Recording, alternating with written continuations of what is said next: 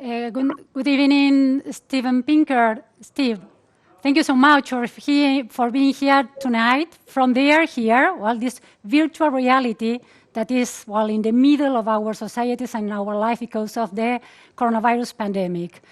Steven, you have been writing and thinking progress, humanity, the level of progress that, in spite of wars and different kind of crises, poverty, the society has been doing along all this time.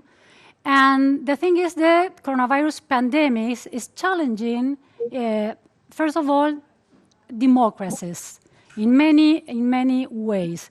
Do you think that this health crisis is exposing in some way, is making visible the idea that in a certain level, democracy has a lot of problems and it's kind of failing?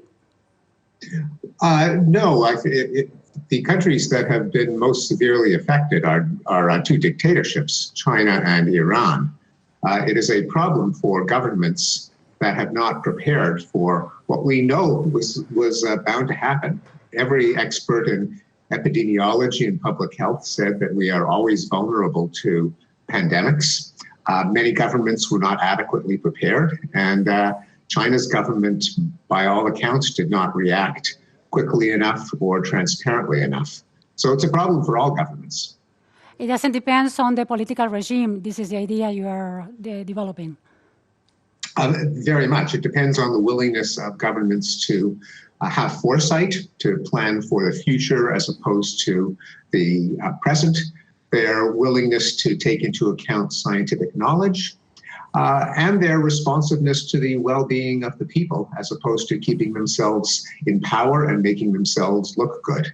One common denominator between China and the United States is that in both cases, the leadership was slow to recognize the threat because they thought that it would make them look bad. Mm-hmm.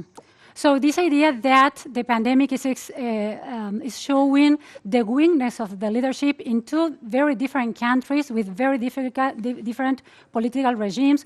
One is a very well-developed democracy, the top one in the ranking of developed democracies, the states I'm referring to.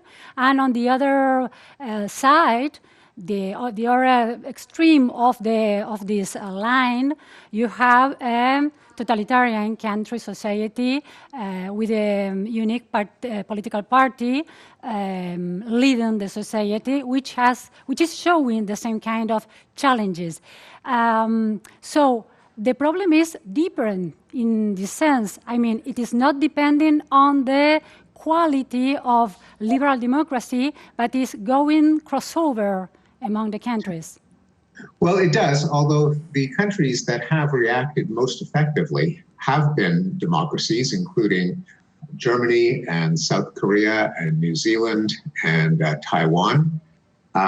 You mentioned the United States as the world's most prominent developed democracy, but in many ways, the United States is a backwards country in most measures of social well-being, educational attainment, safety, quality of life. The United States is up there, but many other countries are ahead of the United States, including in democracy, where the United States has some very well-known flaws in democracy, such as the Electoral College, which allowed us to elect a president despite a different candidate receiving a majority of the votes, Hillary Clinton, and in 2000, Al Gore. We have Supreme Court justices that are appointed for life and become political opportunities. We've got a lot of problems in our democracy, and we're by no means number one.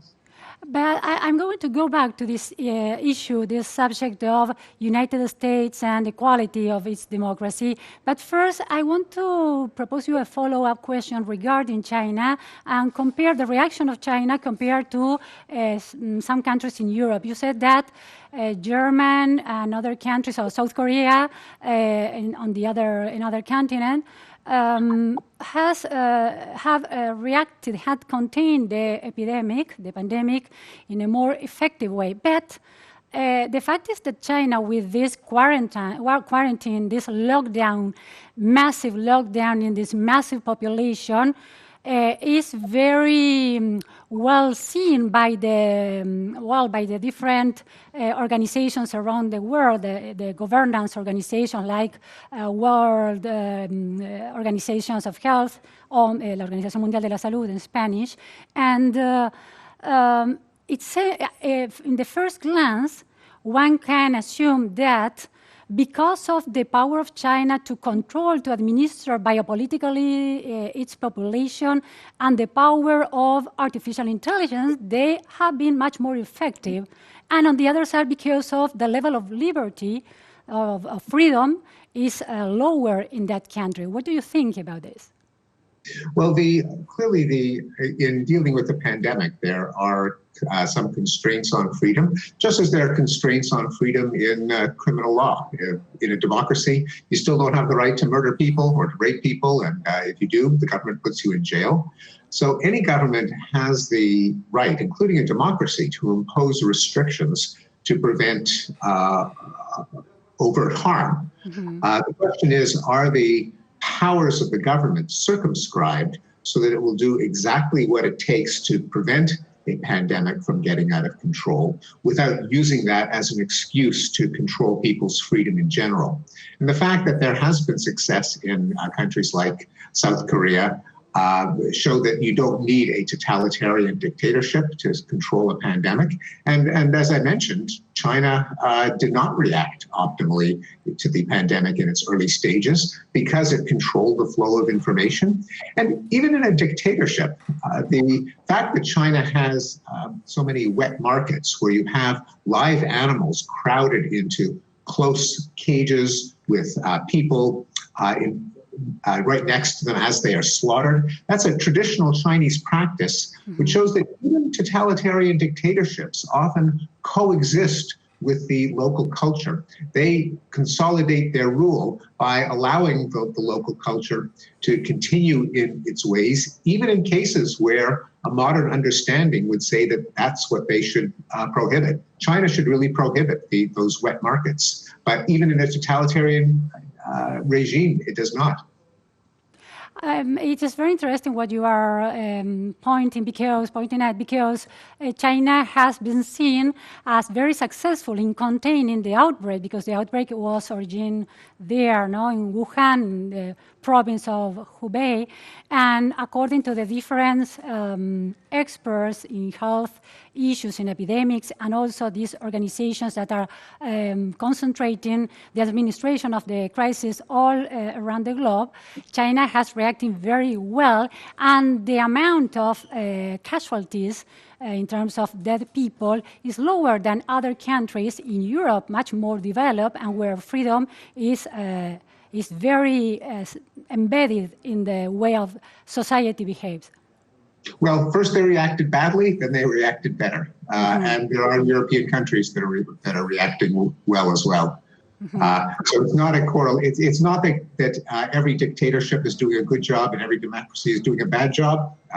That is not the pattern. Okay, it's interesting, this clarification.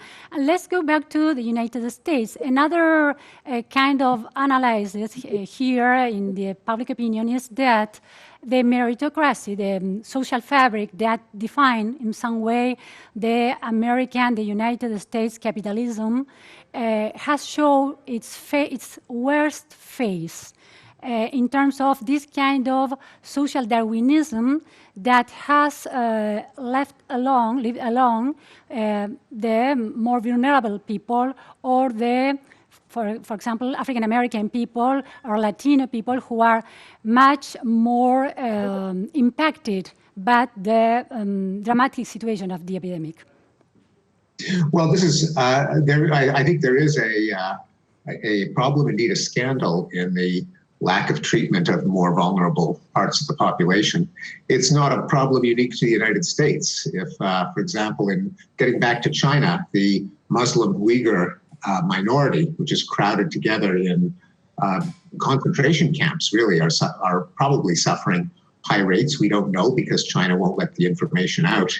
But it is a problem for all countries to assure equitable treatment equitable health to every segment. And indeed, the United States is falling short, but it is a problem for many countries. Again, the social democracies of New Zealand, of Germany, are doing a much better job.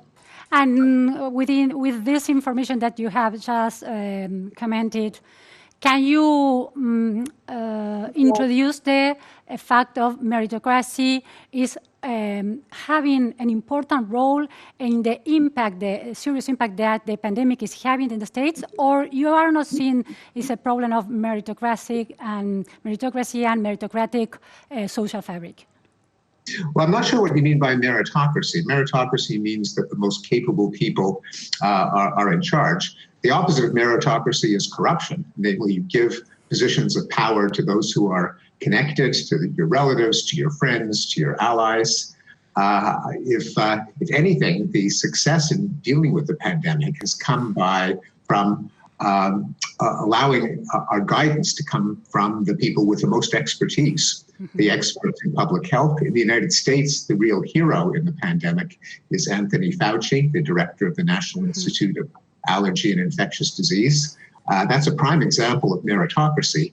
The last thing that we need is for people without merit, for incompetents who are just given power because of their political connections to make decisions.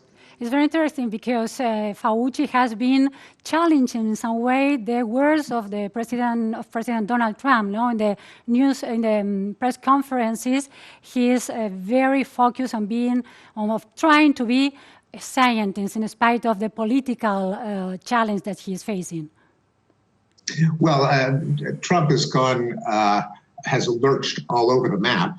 In general, he has been defiant of the scientific consensus, especially early on when he dismissed the threat and said that it would disappear by summer by itself, that it was no more damaging than ordinary influenza. He rejected social distancing at first. Now reality has forced him to acknowledge that it's a serious pandemic which requires strong measures. But that was very much not his reaction early on. Steve, you are very advocate of the ideas of enlightenment, progress, humanity, freedom, reason. And in this very complicated and very complex context with the pandemic, with the coronavirus pandemic in the center of this conflict, do you think that scientists are reacting in a very enlightening way in terms of how they face the pressure of politics, of politicians, and how they can, reaching certain point of the development of the vaccine, in some way react to the pressure of the big pharmas, for example, to accelerate the process of getting the vaccine without the process, the proper process of development? Well, there will be pressure on the big pharma companies to get vaccines into the market as soon as possible and at an affordable price. There indeed is a problem of excess power from the pharmaceutical companies, their ability to pressure governments, their ability to monopolize markets, and there has to be a political solution to that problem. That's something that scientists themselves can't change by themselves, although they can certainly speak out. They can certainly make people aware of the facts. But ultimately, that is a severe political problem. Steve, do you think that the debate on the chin straps and the face mask that at first were rejected as a way of protecting from the pandemic and then are accepted, each country is gradually accepting the effectiveness, very, not 100% effectiveness, but it could help to stop. It is another factor another tool to help to stop the pandemic. This kind of debate. And on the other hand, in United Kingdoms, this debate surrounding the idea of herd immunity, immunity of group, that its Prime Minister Boris Johnson tried to advocate at the beginning, and then he has to change his mind. Do you think that this kind of scientific debate is showing that scientists is working well, or that they are kind of problem in the way that scientific consensus and scientific knowledge is being built today? I'm not sure you mean what you consider the alternative to scientific debate. If the alternative is superstition and religion and sacrificing goats and praying to God, then no, that's much worse. If the idea is that scientists automatically know the truth because they are brilliant and divinely inspired, and therefore they never have any debates, that is not true either. Scientists only proceed by putting hypotheses out there, testing them against data and experimentation. And it is normal, not abnormal, for scientists not to know the correct answer when they first study a problem. Mm-hmm. Steve, you are a psychologist, a cognitive psychologist, based on your knowledge and your essays and conclusions are very based on experimental data. I'm very interested in that the way you are witnessing this kind of global experiment with humankind, most of them or big part of humankind in lockdowns or in quarantine. And in this sense, I would like to get your thoughts regarding to this idea of humility, of humanity facing the challenge of a different DNA, a virus. Does it mean that we are biologists, pure biologists, DNA under siege, in spite of the progress that culture, science, and technology has been doing along these decades and centuries? Well, because we are living things, we are vulnerable to disease, to pathogens, to parasites, to germs, to bugs. That is something that is true of every organism. Even bacteria have parasites. There are viruses that exploit bacteria. And we are no different. We are a big, delicious hunk of chocolate cake from the point of view of a germ. We are irresistible. For a virus, we're even more tempting because we are a piece of chocolate cake, and we're a bakery. We're a means to make more and more and more from the virus's point of view. It makes us miserable, but that's not the virus's problem. All organisms have defenses against disease and parasites, such as the immune system. We humans have a second defense, though. Together with our immune system, we also have our intelligence. And we can outsmart some of our germs by public health measures, by vaccines, by drugs, by knowledge. And that is why we have eliminated some diseases altogether, like smallpox, which killed 300 million people in the 20th century alone. And it's why, if we are lucky, the coronavirus pandemic will be over in 2 years, because we will have figured out how to slow it down by social distancing. We'll have developed vaccines, and we'll have developed extensive tests. But in spite of that, these 2 years that could last, this challenge and this danger for humankind, for the human beings, do you think that we have been obliged, because of this crisis, to face the mirror and see these conditions, these mortal conditions that we, in our daily routine, tend to forget and work to forget? Well, yes, it will force us to face a threat that we've known for a long time faces us, namely the threat of pandemics. It is, as I mentioned, it's a threat for all living organisms, but it is particularly a danger in a world that is highly connected. We know that there are certain things that we can do to prepare ourselves. We have not done those things. That's why we've been caught by surprise. And I hope that the horrible suffering, the death, the crippling of the economy from the COVID virus will force us to think farther ahead, to realize where we are vulnerable, to have at the ready measures to fight the next pandemic. Kind of like a fire department. We have fire departments, even though the firefighters sit around most of the time doing nothing, waiting for the alarm bell to ring. But we still pay money to keep the fire departments ready. We must do the same thing for the threat of pandemics. Mm-hmm.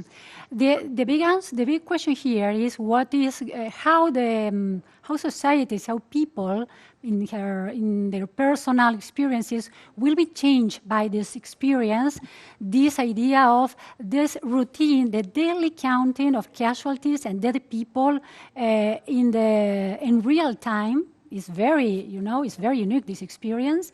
And on the other side, the lack of horizons in terms of how to fictionalize, how to imagine the future.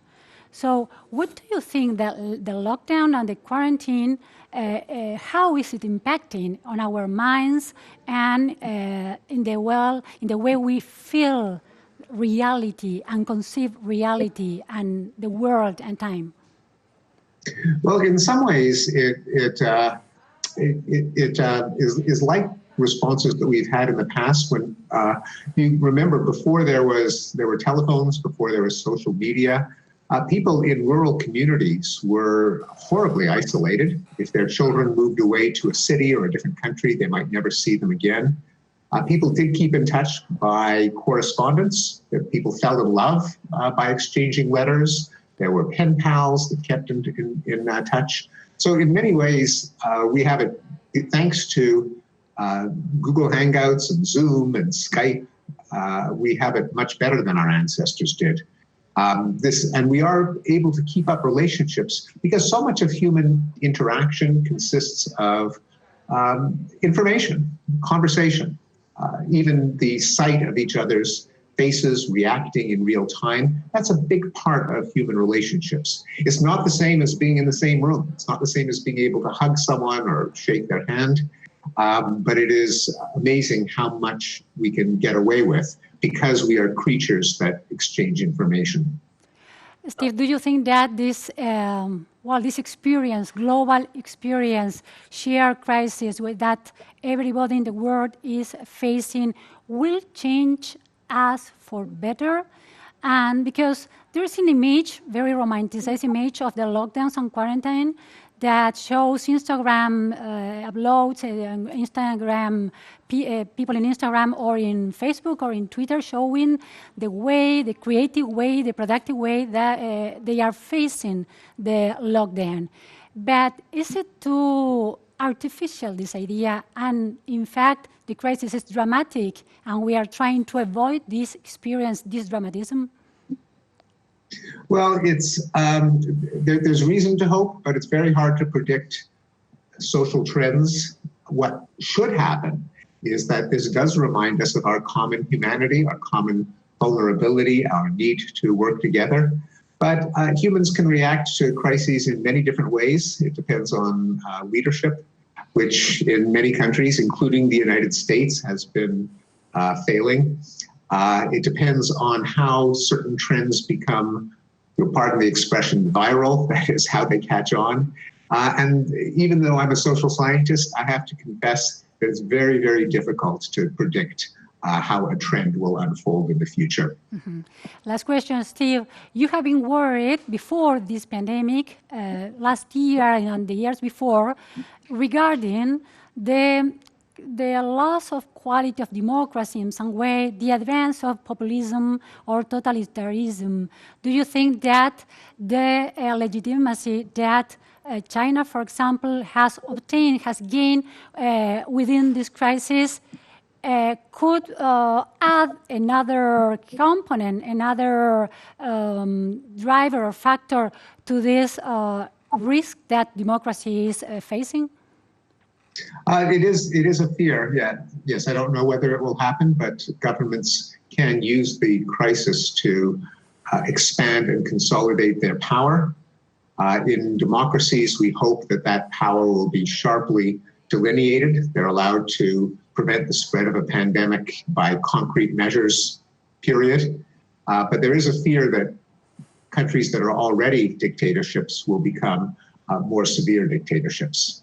In a much more human scale and personal scale, we tend to think of the future in terms of, for example, the trips we are planning and we are fantasizing to do in the near future. No, I'm going to go to Brazil for next summer. I'm going to go to Europe with my family in 2021 winter. And on the other side, purchases, big purchases like a home or like a car, or small purchases, daily purchases that in some way shape the core identity of our persona and also the way we conceive the sense of purpose in life and the sense of future. Do you think that the impossibility of going there to buy things or to travel to enjoy the world is changing or could change and depress us because we have no other ways of anchor this sense of purpose? I think it can lead to unhappiness and depression. Yes, I think that we will compensate in some ways with mail order purchases. You buy little things on Amazon.com and they get dropped in front of your door, and that can make up for the small pleasures.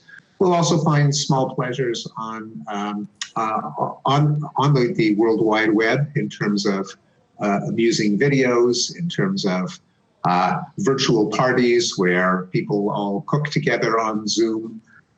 Just last week, I enjoyed a Passover Seder on Zoom with my family. And it's not as good as the real thing. But one advantage of virtual events is that the rate of participation can be much higher. When everyone has to get together in one place, some people have a commitment to be somewhere else or they can't get on a plane. When it's just sitting in front of your computer, everyone can do it. It's not as good as reality, but it is. There will be, until the pandemic eases, we will find ways of making the best of this crisis and this tragedy and getting our pleasures in new ways. Maybe it is an opportunity to forget the focus on consumerism, for example. Well, You're not too optimistic? People will seek their small pleasures. They will become consumers via internet shopping and Amazon deliveries, but less so. They won't have shopping in stores as ways of getting out and socializing. They'll have to socialize in other ways.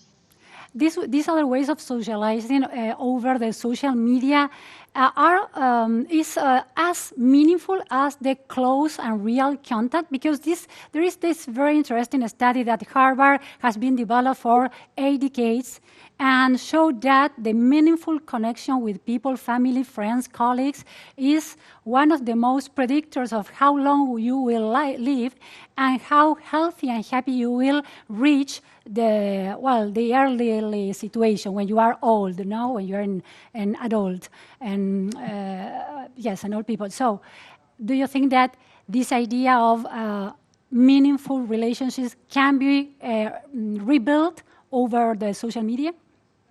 Yes, well, in fact, in my own family, my sister, Susan Pinker, wrote a book called The Village Effect in English on exactly that point, that face-to-face contact does make us happier and healthier.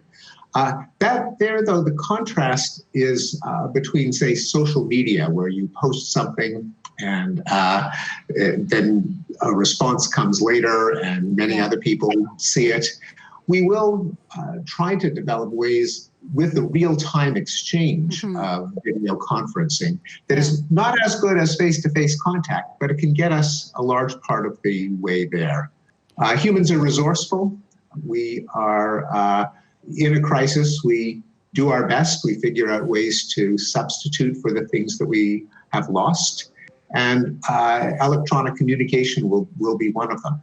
I don't think that people will become hermits, isolates, introverts, will forget about friends and relationships. They'll pursue them by other channels. It is not as good as being in the same room at the same time, but we will make the best of it.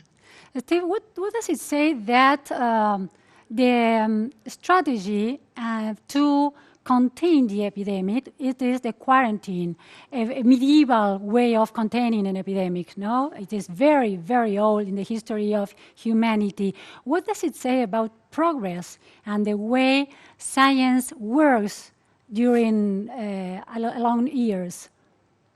Well, it's not as if our measures today are the same as they were in the Middle Ages. We are not having pogroms against Jews for poisoning the wells. We're not wearing flowers and over our nose and thinking that by reducing the smell, we will save ourselves. We don't think that it's caused by foul-smelling air from swamps and rivers. We have a germ theory of disease. We will have a vaccine within 2 years. We have tests. We have contact tracing. So yes, some of the measures, such as distancing, have been used before, and it is, in a sense, will be seen by our descendants as somewhat primitive, because if we had rapid, widespread testing, if every single day the entire population could get tested, we would be dealing with it much more quickly. We're not at that stage now, but it's possible that in a decade that we will have that ability. But no, it is the fact that there is some that we distance now, people in the Middle Ages quarantined as well, so there's been no progress. That's false. Mm-hmm. And another question, there is a kind of new epic which mobilized people in the context of the pandemic, and it is the idea of this kind of leitmotif, flatten the curve, which suppose that you have to understand a very sophisticated statistical concept, no? So do you think, because many epidemiologists and scientists are claiming that there exists some new epidemiologists and scientists of SOFA, people who have no idea, who haven't studied at university level in a very complex context, this kind of statistical curves, and they are giving opinions about when to stop the lockdown, when to stop with the quarantine, what the government should do. And do you think this is the case, that people, common people, public opinion, without any kind of intellectual preparation, is kind of colonializing the authority of scientists? This is a good news or bad news?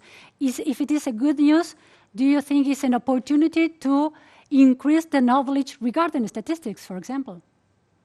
Well, yes, there is much greater public awareness of statistics now than several decades ago. It is part of the phenomenon called the Flynn effect, where IQ scores have been rising all over the world for about 100 years. It's not that our brains work better, but rather that some concepts that used to be confined to scientists and academics have kind of filtered down into the population as a whole. And the flattening the curve is a good example. There is huge awareness of that concept. And I don't think that people have had trouble understanding it because it's too sophisticated. It's displayed in graphically in a shape with a straight line and a curve, and there's been pretty widespread understanding of it. The opposition does not come from an inability to understand the statistics. The opposition comes from political tribalism. The people on the right, the fans of Donald Trump, because they don't want him to be blamed for it, they say that it's a small problem, we should get back to work. The people who are more on the left and opposed to, in the United States at least, Donald Trump, are much more worried about the threat of the pandemic. It's not statistical understanding, it's who is your guy, who's the other person's guy. Last question really now, Steve. Do you think that we have the example of the United States and the challenges to administer and contain the pandemic on one hand, and you pointed at the European countries with a more socialist profile, which has succeeded more significantly in handling the pandemic. Do you think that in the future, in the post-pandemic world, we could see a dialogue among nations in these organisms of international governance, focus on how to be more collaborative, focus on how to be more equality, to work for equality instead of working for competitive, which is like the mandate today? One hopes that where we ought to have more cooperation, namely in exchanging of information, exchanging of knowledge, and exchanging of technology, that there would be more of that. Some competition is good, different companies competing to have the most effective treatments at the lowest cost, but obviously the competition should not be zero-sum, where you have to hurt someone else in order to prosper yourself. There should be more global cooperation. Sadly, whether there will or not depends on the quality of our leadership and on whether people are aware of the need to cooperate and pressure their politicians to do that. Well, thank you so much, Steve Pinker, for sharing your thoughts with us. It is very valuable. It's such a good opportunity. Thank you so much. Thank you for having me. Bye. Bye.